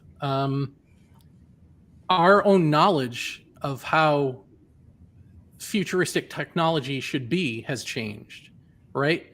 Like implants back in the 80s probably in early 90s probably looked like, yeah, that's just like we plant chips in animals, except, who wants to think about the fact that people from another planet with a super futuristic technology probably don't need to do that? Well, I Pretty think our much. own science has caught up with Right. us in that way to where we're like, okay, that's not viable anymore. We're not going to, somehow we have amnesia about the fact that we just thought that that was the case, and now we're going to move on in amnesia as though we never thought about alien implants before. That's one way we keep this aliens and not have to think about what else might be going on here. Interesting. Okay, so the Flukman wants me to ask again another question. Jeremy, share why you have stopped having alien experiences since moving to Hawaii. I've stopped having overt experiences like that since, I don't know. I mean, I don't know that this is true, but it's something that actually my wife said, which is like maybe Hawaii sort of blocks it out or has its own energy, because it is true. Hawaii, I mean, I haven't lived a whole lot of places, pretty much the East Coast and here, but this place has its own energy, and things do seem to take a more natural flavor to them here. So you might not see aliens, but you'll see a well-placed owl swoop in front of you, or I'll tell you this, like I've had weird experiences before my wife Carol moved. I moved here before she did. Well, I moved to Hawaii long before she did, but I moved specifically to the place we live now before she did. She was still living in New York and packing up, and then we moved her here. And while I was here alone, I had some pretty incredible stuff happen. Not quote unquote aliens, but weird. And once she moved in, not really anything. I mean, still the Kundalini and whatever, but that is like, I mean, I would say that is me, and like that's natural in some sense. It's not some intelligence out there knocking on the door. So that could speak to George Hansen trickster theory. Once you get a sense of normalcy and routine, that blocks out this stuff. But I think what they're getting to is, I do think it's quite possible that Hawaii, like, I wonder if anyone gets abducted in Hawaii or if they just have Hawaiian style experiences, because it is possible that since the culture comes from the land, and since the land has its own peculiar energy to it, that let's call, instead of using the word energy, let's say there's a living life force here. There's a life force everywhere. And maybe all of these life forces are peculiar to what we would call the location. And maybe somebody in Hawaii has an experience that you would never have in New York, and vice versa. And maybe that's part of the confusion too, about like, what is all of this stuff? I mean, just imagine even like that there is another world that is larger and invisible to us, transposed here, or we're sort of enmeshed in it. And so from any point on the earth, you will have an experience peculiar to that point that connects with that larger place. So you will only see Greek gods in Greece, and you will only see fairy folk in wherever, Ireland, and on and on. Is that possible? I throw it out there as possibilities because we don't really know, but I'm certainly leaning the way of like Hawaii has its own thing, and I'm here, and so. And so, do you think Skinwalker Ranch has its own thing? I think Skinwalker Ranch has irradiated soil, and that they're poisoning themselves, and that somebody needs to be sued for this. I mean, when I read the George Knapp book and all that way back when, I was all in it. I was like, wow, Skinwalker Ranch, holy shit, like this is it. Yeah, a portal place. Because I believe, that those places exist. Right. But when I saw the TV show in like episode 1 or 2 where they were like, oh, we just dug up some irradiated soil, and then they cut to like, oh, right, nuclear explosions and the wind and all of this created this here. It's like, you morons are going to have cancer is what the answer to this is. And it's causing hallucinations, probably. Like, I don't know. That to me seems less far-fetched. And also, interestingly, when Jeff Ritzman and I, rest his soul, did one of our favorite Paratopia interviews with Jacques Vallée before he wrote a book with Paula Harris. Oh, snap. Jesus, before he fell from grace by writing with a promoter of con artists. We did a great interview with him. And one of the things he said, now, which again, like, let's think back here. Didn't he work on the Skinwalker Ranch stuff? Wasn't he affiliated with that? Yeah. Okay. So Jacques Vallée was affiliated with the Skin. These are the questions that I have for Jacques Vallée. What he said on the show in Paratopia was that he and I think his wife were trying to create where they lived a portal. Like they were trying to create their own sort of hotspot. And we had asked him, well, did it work? And he said, sort of. The problem is it can work anywhere. So you can triangulate any place and call it like the whatever triangle. You can call it a hotspot because it's like can be anywhere. And if that's true, then why were you working on the Skinwalker Ranch as some sort of specific portal place if there is no such thing as a Skinwalker Ranch anywhere? It's just everywhere is a Skinwalker Ranch. We need to ask Jacques some of these things. I don't know if he'd answer, and apparently you have to wait 10 years after he's passed away to research. So who knows what will happen? But I think that it's very interesting comments. And by the way, well, I want to say, because I know I've said this on Twitter and got my ass handed to me from people like, but Jacques Vallée is the greatest. And it's like, everyone's the greatest until they fuck up. And that doesn't mean that all of his past work is garbage. It just means that this book with Paula Harris is garbage. And it does make me suspicious of some of his other stuff. I mean, we have to be able to question people. That's the science that you're looking to validate your subject, right? Is questioning and peer review, maybe even. I don't know. But it doesn't mean that everything, like, I don't think all of Jacques' work is like invalidated. But I think he has some things to answer for sure. And so why do you think that his latest book is crap? Because I think the case is crap, because I think it comes from Paula Harris, who is crap. And Paula Harris, who supported the Billy Meyer case to the extent that when I confronted her at a conference, she like did the shush, I'll get to that. And I was like, what are you talking about? All this stuff is like Jeff Ritzmann debunked this. Like everybody has debunked Billy Meyer. We all know what it is, right? Like sometime a cup and string is a cup and string. You know what I mean? Like we don't have to be like, oh, I don't know, I can't replicate that. But she said like, oh, but there are NASA documents. I have these NASA documents that prove it. No, you don't. And I think I can't remember if she produced them and it was just like nothing on NASA stationary head, or if she didn't produce them at all. My brain is a mush about this because I did a mock documentary sort of jokey thing for YouTube where I impersonated her. So I can't really remember what's Paula Harris and what's my impression anymore. But like, that's one thing. The other is, of course, Phil Corso, really like taking up the mantle of Phil Corso and the Roswell thing is real. And she's just a dope. I mean, you just see her in interviews and she's a dope. I mean, this is just what it is. And for Jacques Vallée to be like, yes, I want to talk to these people. And it doesn't mean that these people are lying, but I never read the book, and people say, well, how can you judge the book? Well, I'm not going to read it because of Paula Harris, but I did see an interview before the book was released or around the time where Jacques Vallée talked about this piece of metal or whatever that these kids, and this is the other thing, he and Paula Harris talk about these kids from the Roswell thing. Like, kids don't lie. You've heard this, right? You've heard them say this. They probably say it in the book. And the thing is, they're not kids. They're old-ass elderly people who are remembering when they were kids. So this little trick of sleight of hand of like, kids don't lie. Oh, yeah. Anyway, the piece of metal that they retrieved from the craft, it took the entire interview of him explaining what this was and blah, blah, blah, to finally say, oh, yeah, right. I think we found something similar on eBay. It's really like a piece of a windmill or something. Like, it has a prosaic explanation. Then why the fuck am I listening to this interview about this case, Jacques?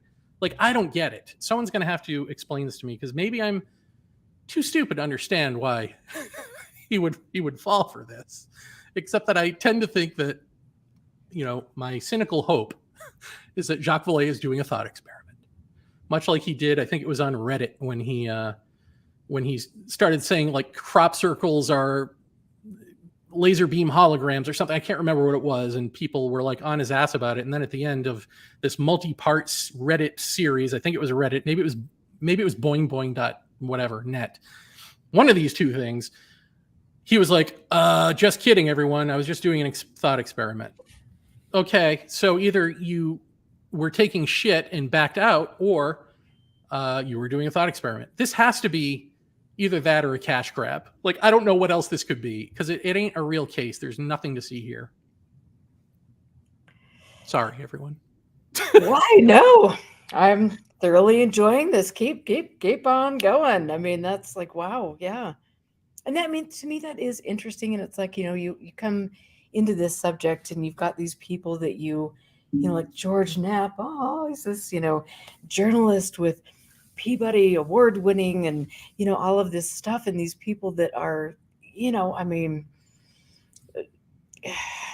people that you would, I don't know what, think are truthful and they are not. And, over the years, and it's just or people that do good work. And then you look at some of their questionable connections, and why are these people friends with people like Kit Green or Hal Puthoff, and why are people hanging around with Jack Sarfati or some of these people over the years. And it's like, okay, I mean, it's at the end of the day, some of these things just don't suss out, and I think that's very interesting. And what's the goal? Is this just like a group of jolly old boys sitting around over the decades having a laugh at everybody's expense? I don't know. What do you think? I think I have not experienced this, but I've heard it from enough places that I think it's about ultimately being heard and being a quote unquote rock star and making money if you can. And the thing that I was about to say is that I haven't experienced, but have heard from multiple sources, is that a lot of these guys, use this to have sex with experiencers as well at conferences. So I think there is the sense of like being a rock star and having groupies and being able to pick out of the crowd, that sort of thing. I definitely think all of that, like, where else is like a stodgy, boring old white guy going to be able to get on the stage and command an audience except like ufology? Really? Of course they're protecting that. Yeah, this is a good point. Ooh, God, I need to like bathe in holy water. Yeah. It burns to think about. It just burns. Oh my God. Ooh.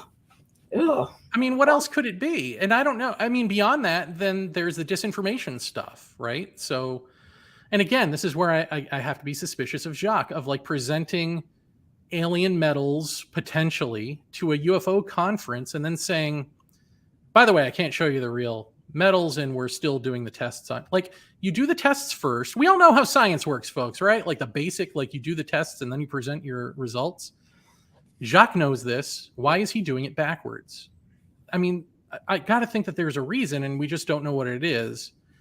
But that is different from, say, I don't know, the Crystal Skull guy. What was his name? Lloyd Pye, or who, like people whose whole thing is like, I'm a carny barker and I go around with this thing that will remain a mystery so long as I don't allow independent verification of anything. I don't think Jacques would do that. I honestly don't. But he is doing it. So if that's not his motivation, what is his motivation? Is he doing disinformation-y stuff? Is he creating, like, you look at like what's her name? The university professor was brought out into the desert, Diana Pasulka. And I know some people, there's like this cult of Diana Pasulka who love her and all of that. But to me, she is what Linda Moulton Howe was to Richard Doty, is what she is to this guy, Tyler, and whoever the other guy is, like brought out to sift through Coke cans in the desert to find alien metal to go bring our message to your people. This is alien metal. Like that. No, none of this makes sense. Right. And I've seen her in interviews and she has nothing to offer. So why would you bring someone with nothing to offer, who's not in ufology, except that they have an air of credibility because they're a university professor?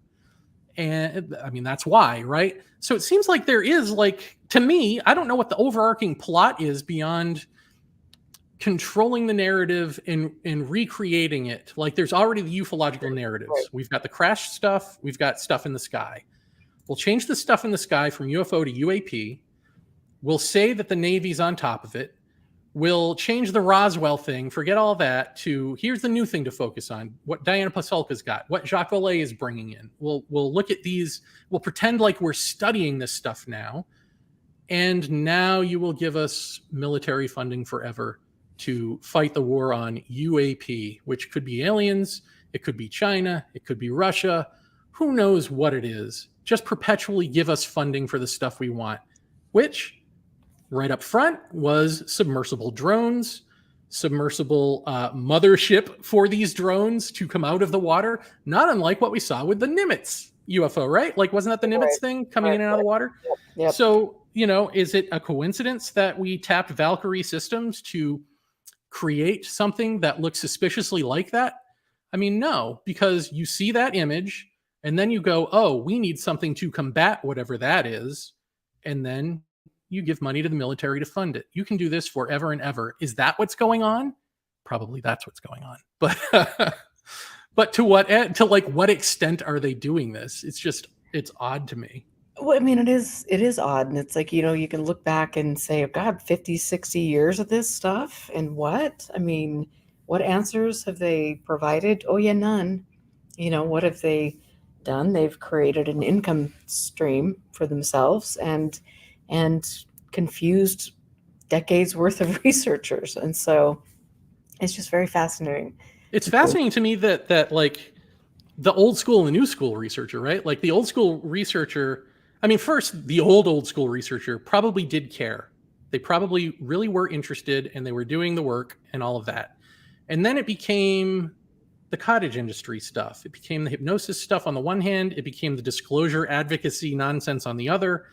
And it became about creating LARPing, world building essentially. And now it's like the government almost has stepped in and said, we'll take it from here. We'll build that out for you and use it to our ends from now on. So you need not apply. And so what happened to all these old disclosure hucksters? It's like Greer has moved on to like being a breatharian or something. I don't know what what he is, like selling, meditation techniques and stuff. It's like, boy. I guess he wasn't invited to the disclosure dance with Elizondo and company, huh? Oh, wow. It's sad. But it's weird. And I don't know.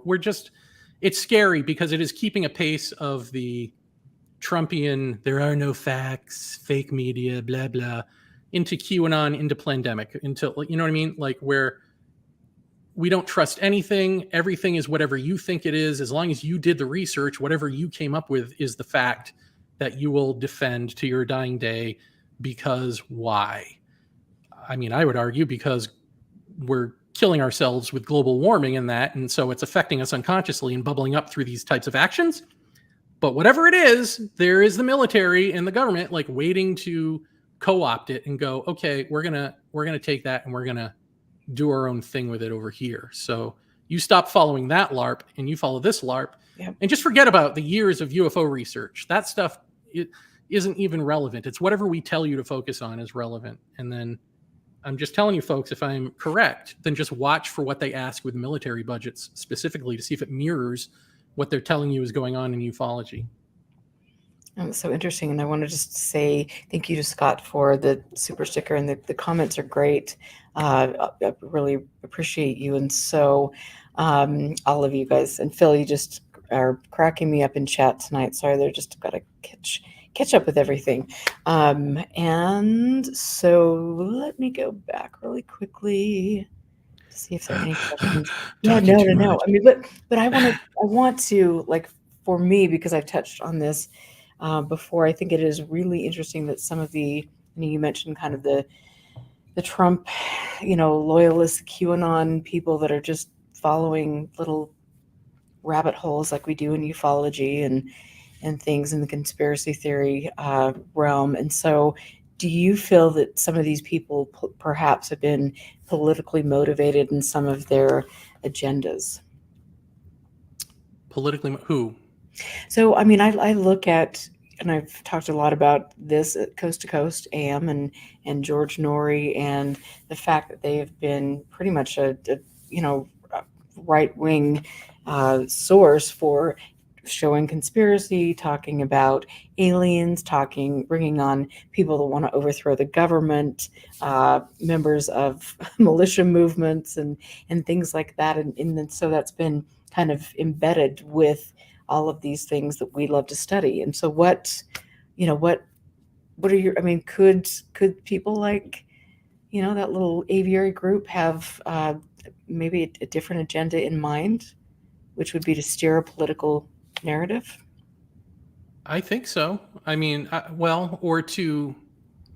best case scenario would be that they see the success of QAnon and are like, oh, we've got to take these crazy people and funnel them over here so that we can put them on a leash. Like, that's the best case scenario. I find it odd that the QAnon stuff mirrors the Project Serpo stuff that the Aviary was working on back in the day. Now, I guess, QAnon is done by like some kid in his basement, right, who ran 4chan or 8chan or whatever chan. Mm-hmm. So it's probable that they didn't have anything to do with QAnon, but that by this point, everyone online is so good at the LARP stuff that you can just, the common Joe can socially engineer what people think. But maybe they picked up a note or two from that Project Serpo stuff. I mean, you have to wonder, like, outside of just, like what, sociopathy? I mean, why else? There's got to be a reason that you do something like Project Serpo. Hal Puthoff and all those guys. Why'd they do it? Does anyone ever ask them why they did it? Or do they not admit that they did it? I mean, Doty admits everything, right? Can't we just ask him? Like, he admits to stuff. Maybe this is the blessing of Doty. I mean, the curse of Doty is that he's Richard Doty. The blessing is that he is Richard Doty, and he might just accidentally spill the beans and be like, oh, yeah, Project Serpo, that was me. Because the Air Force wanted me to, whatever. Maybe he'll do that if people ask. So somebody ask him. I don't know. But I do think it's I was, and I shouldn't be the more I think about it, but shocked at how right-wing ufology showed itself to be.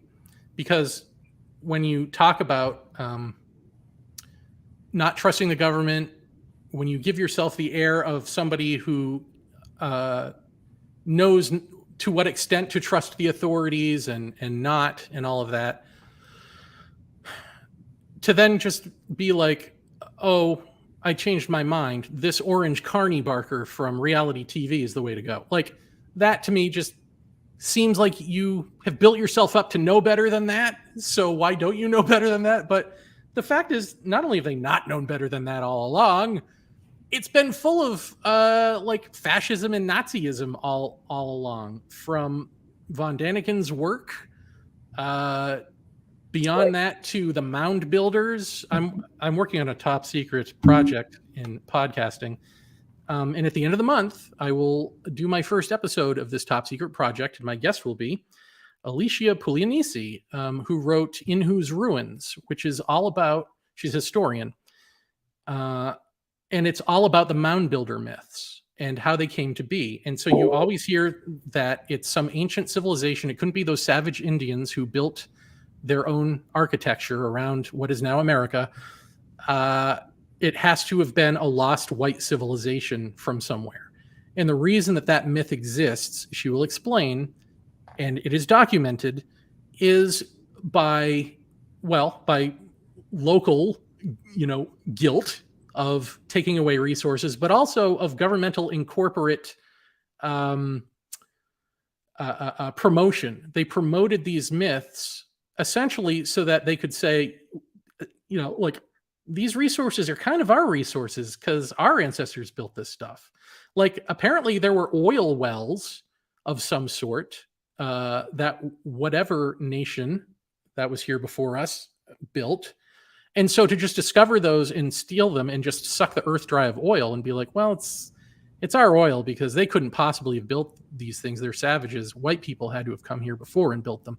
That all goes hand in hand. And then you turn it into a tourist industry where like now the savages get to have some say in in a cartoon way of like the mythology that white people have built up about them. Mm-hmm. You know, like it becomes this awful sort of thing, but this is what it is. And so that's the answer. So anytime you see somebody talking about like, you know, Midwestern history in terms of lost civilizations, they may not know it, but if they go back far enough, they're going to find the origin is racism of what they're preaching. And so it is with ancient alien theory.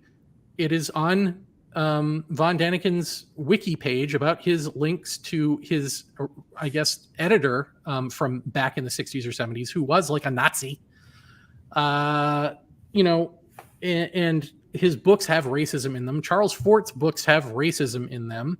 The Nazis were all about looking for occult powers. Mm-hmm. This sense of fascism and occult powers goes hand in hand. I don't know why I didn't put this stuff all together before.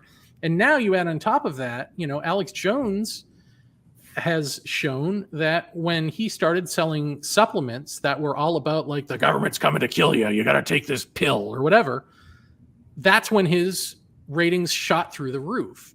And so, and then he started doing the Sandy Hook stuff side by side with that. And what he found was that, yes, his audience came down significantly, and especially when he was taken off of all the platforms.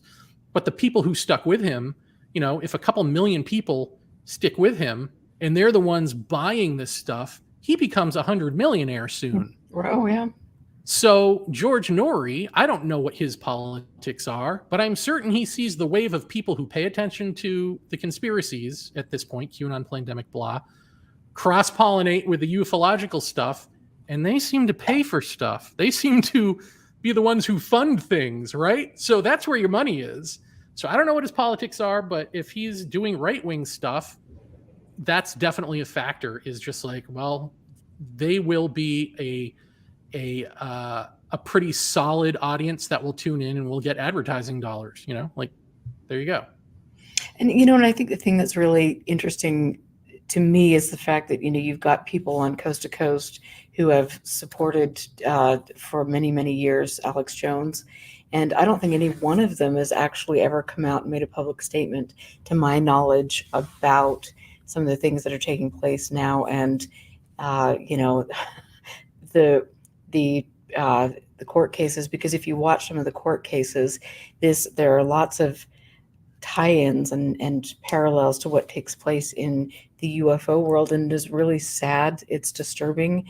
These people have been put through so much, these families, and to have somebody like Alex Jones just get up there continually and lie and goad and you know, just, I mean, whatever Alex Jones does is just, to me, really really sick. And I wonder why some of the people don't, you know, why isn't Coast to Coast, why aren't they making a public statement about that? Oh, because they're still going to support him. You know, why are people that are on Coast to Coast so frequently, what are their comments about some of these things? Because some of the people that have been on the show have freaking been involved in plots to overthrow the government, for God's sakes. It's like, I mean, just like, I don't know. I mean, are people just missing this because they're so excited to be abducted by aliens, or what do you think's going on? Well, how different is that from like supporting David Jacobs? I mean, the track record of keeping silent in the face of bad behavior, whether it be, you know, David Jacobs or an insurrection. Like, I would hope those two things are on different scales, but I think the sense of not wanting to rock the boat and everyone just hold your breath and get along to get along is what keeps the boat afloat. Because shit floats, folks, and they've made a boat out of it. Clearly, a very stinky boat. Okay, so what was your story about getting kicked off Coast to Coast? Oh God, God, I am so sick of talking about. Okay, well, there are people in chat who want to know. They want to. Okay, but they're asking because they already know. So they're like, you know, tell the story again, Uncle Jeremy, about the time you got kicked off Coast. I don't know. No, I know. Well, then you'll enjoy it. So back in the day, I did in New York, I was one of the coordinators of a thing called Culture Contact, which was a festival that took place in New York one year and in New Jersey another. And when we were doing the New York one, It's probably 2008, right? Somewhere in there. I was writing for UFO magazine. So Bill Burns and Nancy Burns were sort of co-producing this with me. And Bill must have gotten me, I'm assuming, in contact with George Norrie or Coast to Coast. And they asked me to do a night, like coordinate a night of people who were going to like be speakers at the Culture Contact thing. Now, this is before I was as smart and curmudgeonly as I am now, folks. So for Culture of Contact, we had Bud Hopkins, Steve Bassett. Like, you go down the list and it's all the people I'm railing against now. Where like, I was like, oh my God, I can't believe they're speaking at my conference. So I put on this night of stuff for the NOR, and I was supposed to be interviewed first and then go on and be in part of the conversation with the guests that I lined up with George Norrie. And the producer had told me, if, Coast to Coast is such a big show that if you don't have a landline, this is back when landlines existed, then you should go to a hotel. You should rent a hotel and use the landline there because it's going to be worth it. You're going to sell a gajillion books, blah, blah, blah. Yes. Can you imagine if I had done that in New York, how much a hotel room costs in New York to get kicked off Coast to Coast? Yep. Assholes. So I didn't do that. I had a landline, and so we did the show. And of course, George is the laziest interviewer on the planet. So he actually asks you to submit your questions to him for him to ask you. Yes. So I'm like, oh God, I hope I don't fail this test.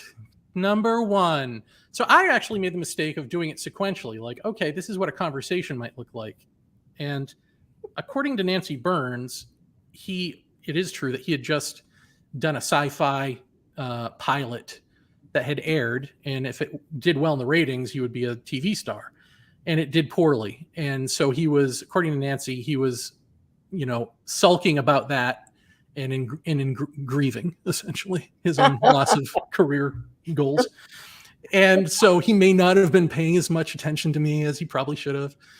So he was asking these questions out of order, which made little sense to me because I specifically ordered them. And then, so it was already like a bad conversation, and I was completely nervous. So I'm certain, for my part, I was a terrible interview. Like I'll own that. But also when we got to the Vermont UFO thing, where I talked about the porthole windows and the object in the sky, and it looked like something out of the Jetsons. And at the end of explaining that to him, he said, "Could it have been angelic?" And I knew about Art Bell. I listened to Art Bell back in the day, but I never listened to George Norrie. So I thought he was joking. And so I was like, no, come on. And apparently that sent him over the top. So when we went to commercial and we came back and there was Bud Hopkins, like we were supposed to go to commercial and come back and it would be me still. But he was like, we're going to Bud Hopkins. So I was like, okay, we're going to Bud Hopkins. So I'm sitting there on the line and I'm listening to them talk and I can't wait to like get my chance to jump in. And finally there's my chance and I jump in and I realize they can't hear me. And I'm like, I think I'm on mute or something, like they can't hear me. So I don't remember. I must have hung up and called back. And Tom, the producer, was like, I think they can't hear me. There's something wrong. He's like, no, actually, George has dropped you. He's decided to go live with the lines, meaning he was going to take calls from listeners, I guess. And I'm like, oh, okay. So, but I was supposed to be on the rest. Yeah, you're not. So, no, the interview's over, kind of thing. I was like, wow, you kicked me off. You didn't tell me you kicked me off. Meanwhile, it's late at night, the show. I'm staying up. I could be in a hotel room that I had paid for. I mean, it was just ludicrous. And then I went online. I think I went on chud.com, if anyone knows that website, to like some piece of their message board, chud.com, which is like a movie review site. And God, that scared me for a second. And I just went on their message board and vented like pretty much immediately. And Tim Banal read that from Banal of America. And this was before we knew, this was how we came to know each other. He read that and he was like, oh my God, this dude got kicked off fucking Coast. This is the dude that was just on there. Oh my God. So then it became legend. Then it became this sort of thing of like, oh, tell that story. Because I was willing to tell that story. And you're supposed to apparently kiss the ring and come crying back to them and be like, oh my God, I'm so sorry, George, have me back on. And I was like, fuck you. Nobody does that. In fact, my response to it was, I can do this better than George. This is my narcissism, I guess. I can do this better than George. I'm going to start podcasting. That was my answer to it, was to become a podcaster. And so I did. And, but I don't remember what, like months later, I was at the Disclosure Conference in DC where I first met Jeff Ritzmann.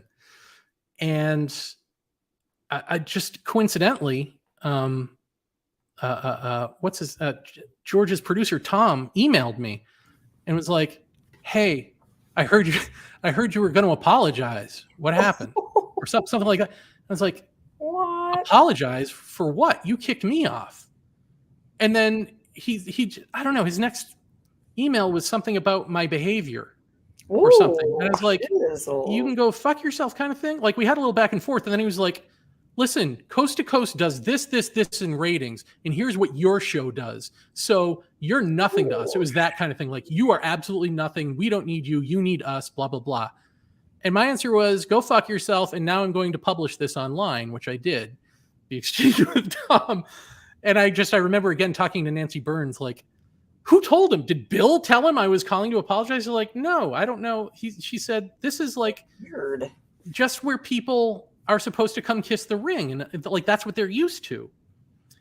And I was like, well, a new age has dawned, folks. Next year at the Disclosure Conference, Nori was there, and so was I. And at this point, I had heard an interview where he had Jacques Vallée on, and Jacques had talked about, a listener had asked him about the lights on the moon or something.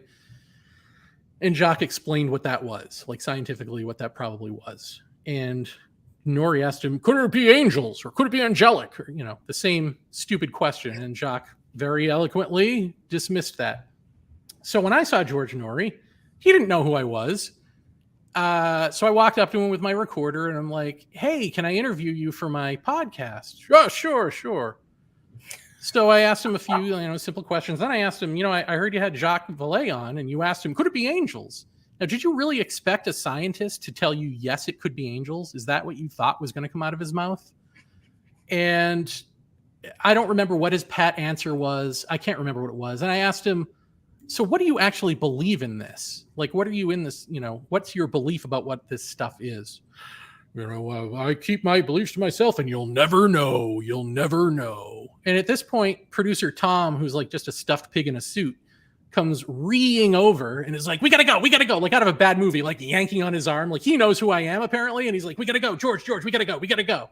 And literally like carts George Nori off into the next room, and that's it, until we shared an elevator.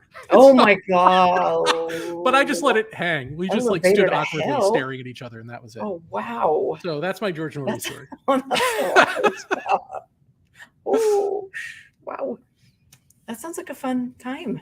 It was a good time. That sounds like me at the last conference up near Skinwalker Ranch. That was... I got to say, though, because I bag on these people when people ask me this story, because there's no choice. Lisa Lyons, I think, is the name of the other head producer there, and she was nothing but nice and courteous. So George sucked. I probably initially sucked. Tom is a pile of shit. Lisa Lyons seems to be pretty good. Well, that's my feel. Those are my opinions. Don't sue me, anyone. Right. Well, and I have to say, like, my interactions with Tom have always been very nice and stuff, and so I don't have that experience, but I do feel that Coast to Coast overall is, I'm not sure what they're making money. They're creating. Well, but the other thing is, like, now that you're saying that, like, Tom is nice. Maybe Tom is nice.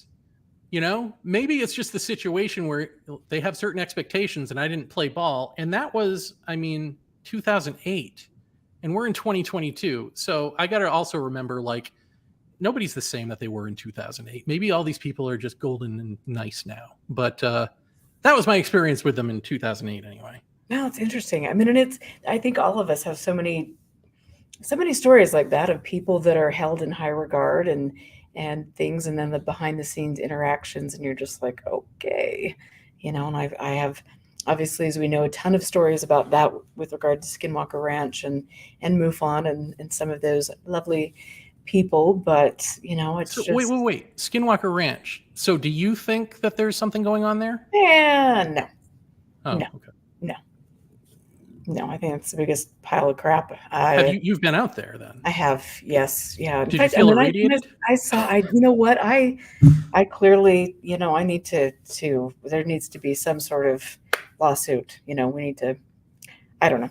I mean, I definitely feel that there are a lot of things going on in the environment out there. I mean, there's a lot of fracking. There are a lot of things that people are relying on, and they're making money at it. And I feel that for whatever reason, Skinwalker Ranch was a great little place where really, from what I've heard, the Shermans were upside down on their mortgage, and Bigelow stepped in thanks to Chris O'Brien, who I think told Bigelow that the place was haunted. And then there was Zach Van Eyck, who did the original article about that, and things. He was a freelance, he is a freelance journalist and things. And so here's this great little place that really had not a lot of value. And then you've got people coming in and creating this narrative, which again is like, okay, we're taking Skinwalker, the name, and we're taking something that is, people,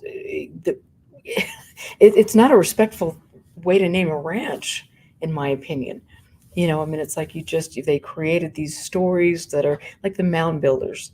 What can we do to pull a little bit of this out of here and create these stories that can never be verified, that are all crap. But at the end of the day, you've got Bigelow getting government funding for Lord knows what, and then you've got him selling the property. He bought it for what, 280,000, selling the property for 5 million or whatever crazy thing you've got going on now. And now they're making a ton of money doing things in that area and the TV show and things. And it's, obviously if there was something really truly going on, the place would be shut down. It wouldn't be the home of a TV show that is, I mean. Well, when Carol and I first watched that show, like we both very quickly at pretty much at the same time arrived at the conclusion that like those guys who are there monitoring, just like some doofuses who are like probably don't even want to be on TV, because now people are going to figure out that they do nothing for a living, and like it might get back to Bigelow that they do nothing for a living. You know what I mean? Like they had the sweetest gig of all of just sitting around a ranch and getting paid. And now it's like, oh, we gotta pretend like we're doing some science and stuff. It's like, yeah, dude, get with the program. I know. I mean, it's like, yeah, well, let's shoot up some rockets and see what happens. Let's over the ranch. We're gonna shoot up some rockets and get some lasers out there. And what I want to know is who's watching this. Like, there are people online who are like, I can't wait for the next season. I love this. Nothing is happening. It's literally paint is drying is what you're watching. I don't know, but I do know Trent Reznor clearly is, captivated by the place. Got a little selfie up there. Nine Inch Nails? Trent Reznor?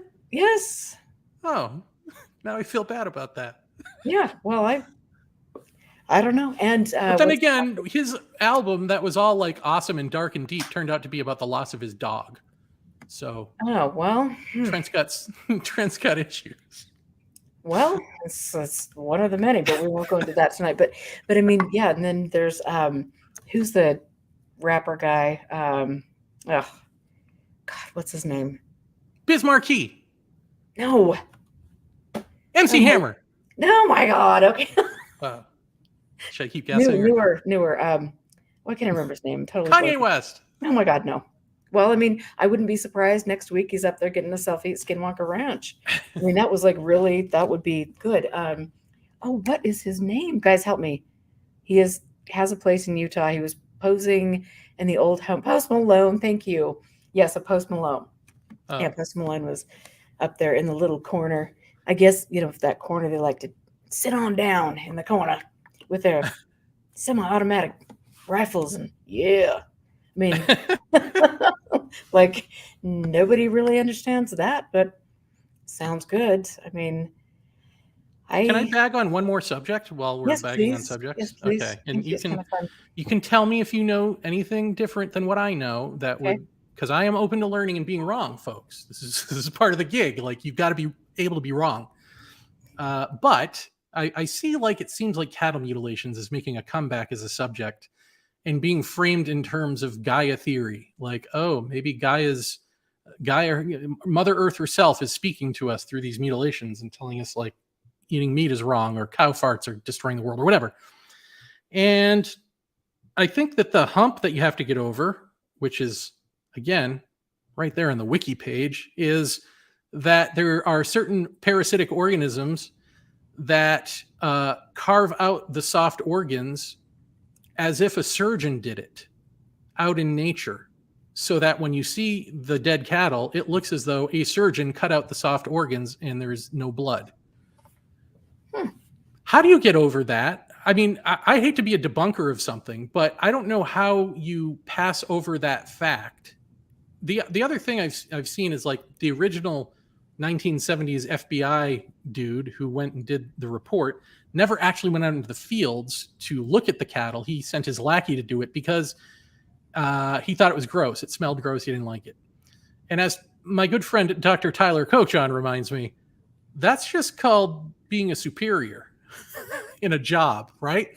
Like, that doesn't mean anything. It doesn't mean that the research is invalid, because the lackey is still doing that part of the research. It's called having a team of people and you going, I'm not going to do that part. So that's actually okay. That's not a minus. And I guess thirdly, in terms of Gaia theory, I can't imagine a scenario where Mama Earth or Gaia or whoever would need to tell us something through a waning subculture that actually kills life to do it, in a way that kills life to do it. Why would she why would she do that? Who's paying attention to that in 2022? So none of this adds up to me. And I know I'm again encroaching on the cottage industry and killing careers here, folks, with logic, but let's just think about this. I mean, am I missing something? No. Okay. Really? No, you're not at all. And I just have to say that, the comment in chat is that now Post Malone has a hitchhiker because he fell through the stage and injured himself. I don't know if you saw that news clip. He was at a concert, and he actually did, like, I guess there was a big section of the stage where he usually, I don't know, apparently that's something that happens on every show, but he, like, accidentally missed his mark and then fell back, and really, like, I am amazed that he could actually walk after I think he broke a few ribs and stuff, and I am glad he's okay. But that was, an interesting point about hitchhikers and following people home, and again, it's there's so many, all of these things that are taking place that are so dangerous to people, and yet, Governor Herbert and all the people that are here in Utah go up and get selfies, and everybody's good. So I don't know. It's very interesting. But well, maybe they'll all get hitchhikers, and I don't know. I don't know what you do with that. Nobody does. Taking the strays? I don't know. It's a strange subject. I don't even know. But thank you, like, so much for being here and stuff. And this has been, like, an interesting conversation. We've run the gamut with everything. Yeah. So I appreciate it. And so where can people find you? Well, thanks for letting me babble, first of all. And thanks everyone out there for listening. And those of you who didn't turn it off, thank you.